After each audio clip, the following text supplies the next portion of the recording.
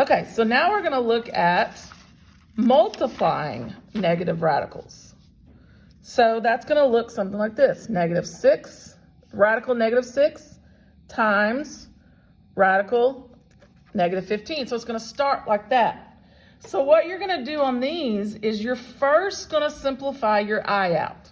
So now that you should be we've done 3 of them, and you start to realize, hopefully you're realizing that every time you have a negative under the radical, it comes out as an I. So I'm going to do that just immediately. So I'm going to do I, 6 is left in, I, 15 is left in. So now that gets rid of my negatives. So now what I'm going to do is I'm going to multiply these two things together. So if I do I times I, that's I squared. And then if I do 6 times 15, that is 90. Now you're going to go through and simplify it. So the first thing you're going to do is you're going to remember in the very first video when we went through all these exponents and we did I to the second power, which was -1. So this now becomes -1. And so then inside the radical, we're going to now, 90 is not a perfect square. We're going to break it into 2 factors where one factor is a perfect square. Well, 9 times 10, because 9 is a perfect square. So now you're going to take the square root of the 9, which is 3. And remember, mark off when you do that. That's going to come out and then multiply to the -1. So that's going to become -3. And then 10 is your leftovers. So that's your finished. And this one didn't finish with an I because we had the I squared that simplified to -1. Okay, let's look at another one. This one's another multiplying. So you're going to do -20, radical -20 times radical -12. So this one, again, first thing I'm going to do is I'm going to go ahead and get the I out. So I'm going to have I 20, I radical 12. So now again, these are not perfect squares.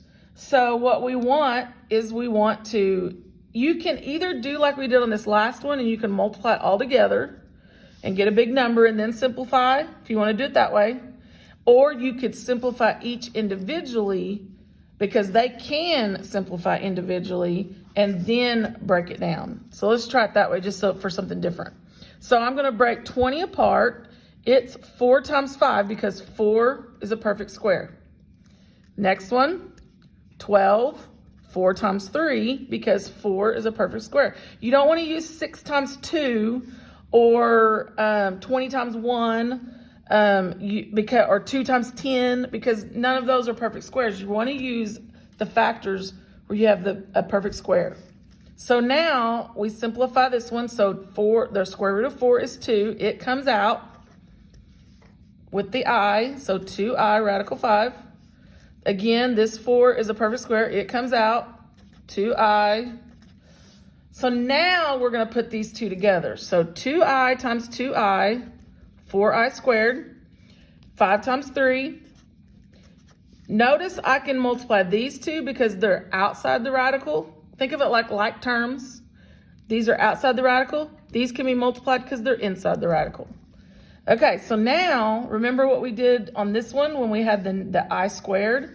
I squared equaled -1. So you're going to change I squared to -1. So -1 times 4 is -4. And then 15 can't simplify because there's no perfect square in 15. So that's all you can do to that one. That one's done. It's simplified. Okay? All right, I'm going to stop this video. The last video for this lesson is going to be dividing negative radicals.